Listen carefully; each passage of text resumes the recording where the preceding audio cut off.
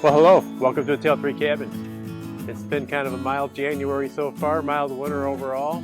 We're kind of short on snow in northern Ohio. It's a good day to take down the Christmas decorations. I appreciate all the feedback I got from my last couple videos about upgrading to maybe a 2 Series tractor. Gave me a lot of things to think about. All the comments were great and a lot of things that I never even thought about, so I really appreciate that. I did have time to go to southern Ohio, and it was pretty crappy weather-wise down there, so we took a little trip into Marietta, and I stopped at a John Deere dealer down there, and it was a pretty nice one, as a matter of fact. They had tons of tractors, outside, inside, and got a little bit more info. One little thing that I talked about was the diesel emissions fluid, the DEF fluid. John Deere says they don't need to have that unless your tractor is over 75 horsepower. So that's really not an issue with the 2038. We did talk about the regen a little bit more, and they said that it's usually not an issue like I described earlier in the videos. So that's kind of settled.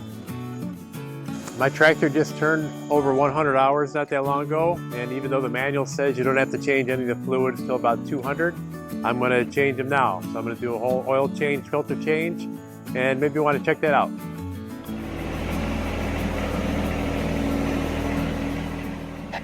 So in the process, I did discover a few things that are different than some of the videos I've seen on YouTube and some of the forums online.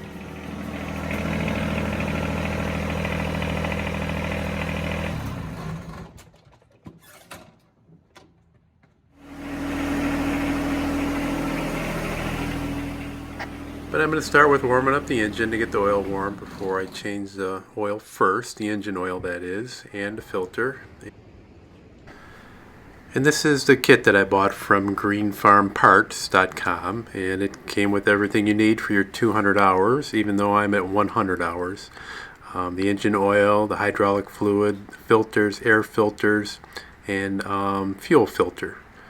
And it even came with a little wrench for getting off your oil filter, just the small one, not the one for the transmission. You're definitely going to need a large oil pan. You're going to be talking 4 gallons of hydraulic fluid, so a 5-gallon pan should do. I just want to tell you for starters that all the plugs that I had to get off, the hydraulic and this one is here for the oil, they all were pretty hard to get off the first time. So I don't know if that's because everything seems to be painted on. It has a nice coating of paint over it that you have to break through.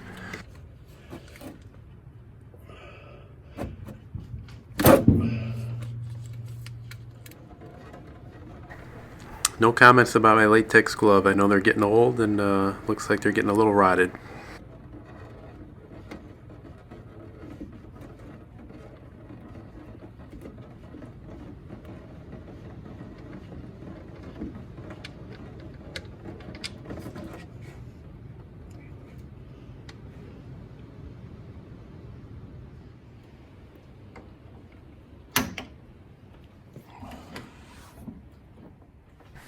So I'm going to let that oil continue to drip out for a while, and I'm going to work on changing my air filters.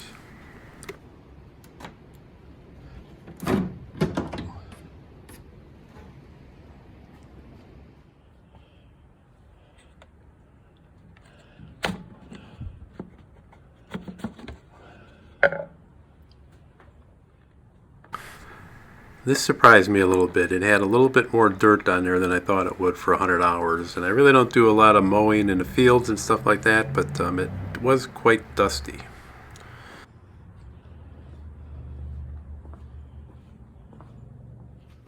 And I will say, when I got the filter kit, I wasn't exactly sure where that filter went until I took this air filter off. And obviously a secondary filter for the air intake.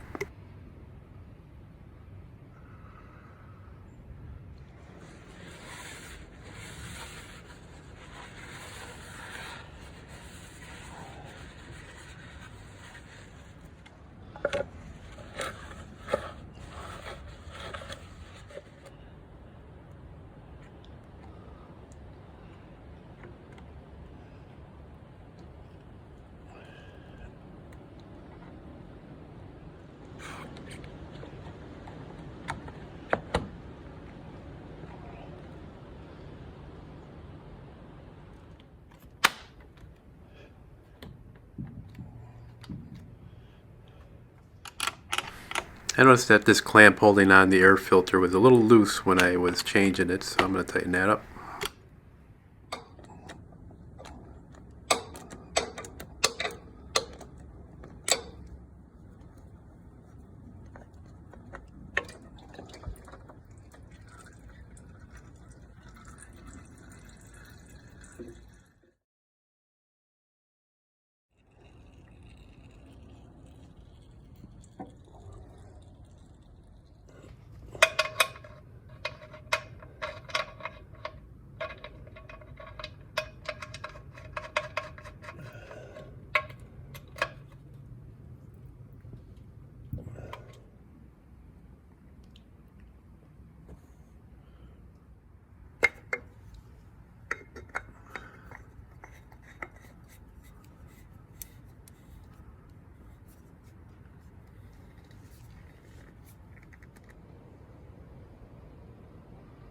Now having the loader on makes it a little more difficult to get to the fill for the oil, so you're definitely going to need a funnel to get in there.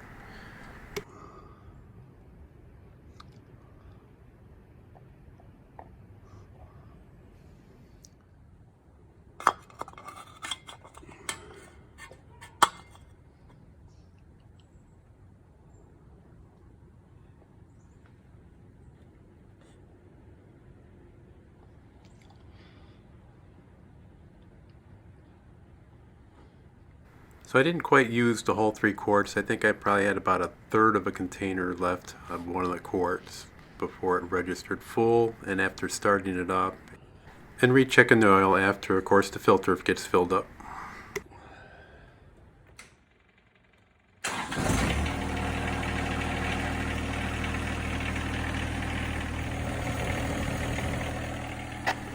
Doesn't appear to be any leaks anywhere, so far so good.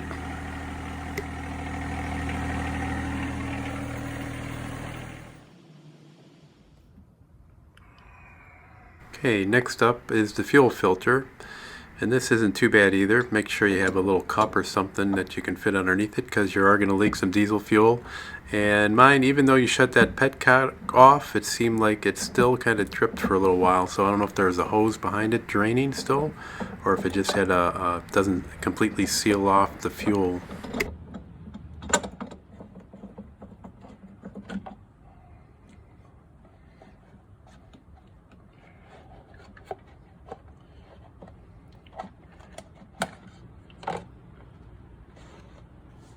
So if you look there, you can see it's still dripping, and it pretty much stayed that way until I put the fuel filter back on and the cover. So I quickly wiped it out. It didn't look too bad. There was a slight amount of sediment at the bottom that I cleaned up with a paper towel and a screwdriver.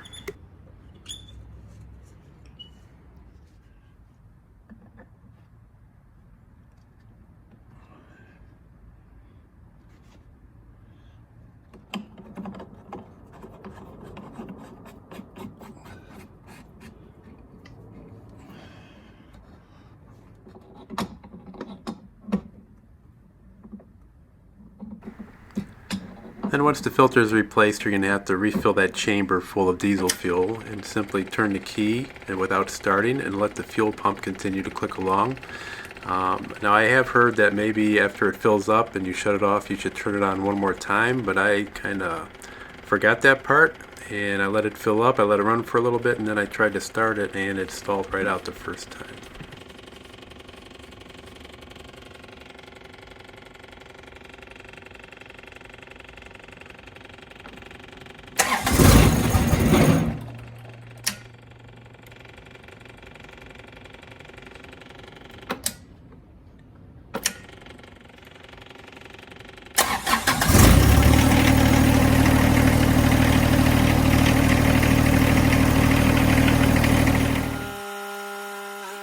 So I've saved the hardest part for last, and that's changing the hydraulic fluid and getting to that filter screen.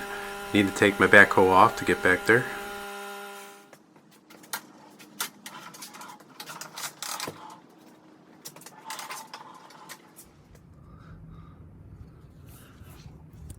So that's the plug right there. If you're looking at the tractor from the rear, it's by the right rear tire.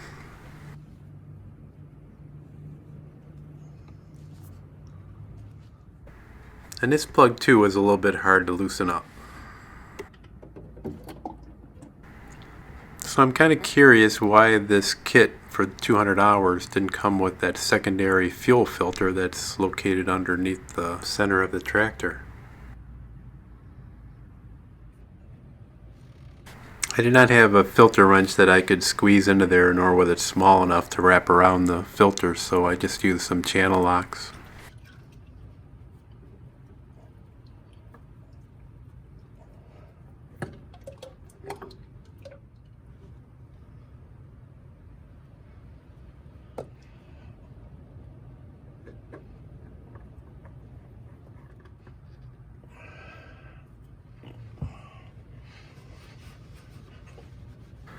Now this is where you need to get to the filter screen for the hydraulic fluid, and it was the part that I was going to dread because it seemed a little difficult, but they do mention in the manual you do have to remove the left rear tire, and I did not do that, and I've seen other videos like Tractor Time with Tim where he didn't do it. And in Tim's video he shows removing these hose clamps, and after I was into this for a little bit and trying to move it, it dawned on me that I probably didn't even have to move the hose clamps. So this is how you release the filter screen, and it's an Allen size bolt and it's 6 millimeters. I couldn't get my 6 millimeter on there and figured that I probably got some mud packed in there, and sure enough I did. Cleaned it out a couple times, and then I used a little hammer to pound it on there, and I was able to get this off.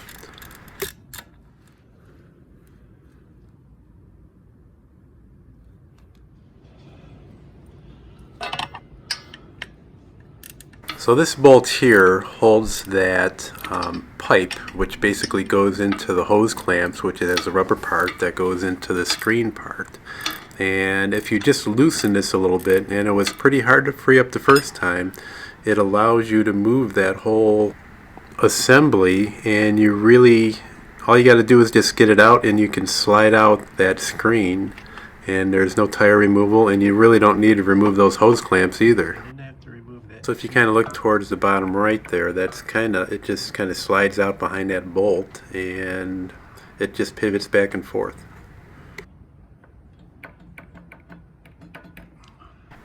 After 100 hours, here's how much sediment I had built up on the screen, and I also took the magnet out and cleaned that up.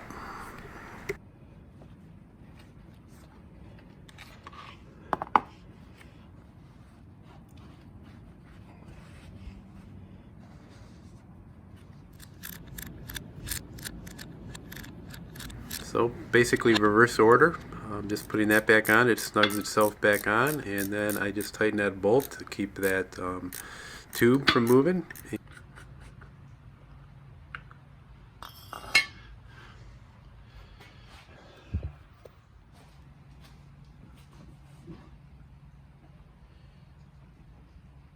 So I ended up using not the full 4 gallons. I probably had about a third left in the fourth gallon that I was going to use. Again, everything's tightened up. I've checked for leaks and everything looks good. I let it run for a little bit, then I just checked the hydraulics and ran my loader up and down, and then rechecked my level of hydraulic fluid. This was also a good time to check any loose bolts, go around and give the tractor a good once over. Somebody in a video previously mentioned he thought that my loader bolts might have been loose, but I checked those and they seemed pretty snug. The only thing I ever found loose is right here up by the steering is this cylinder was leaking, and it was leaking by the connection for the hydraulic fluid, and I just had to tighten it up with a wrench, and it was actually leaking on both sides. And for a while it was like a little mystery because I'd see little drips in the driveway, but it was probably only while I was making turns.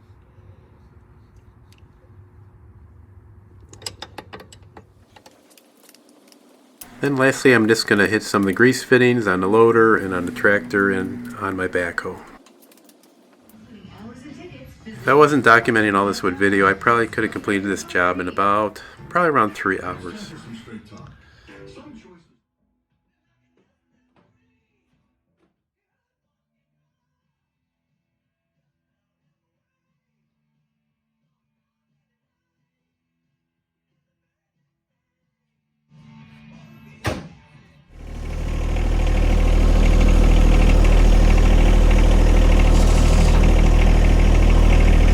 Alright, well, that's going to do it for today. I appreciate everybody watching. I hope you enjoy these videos.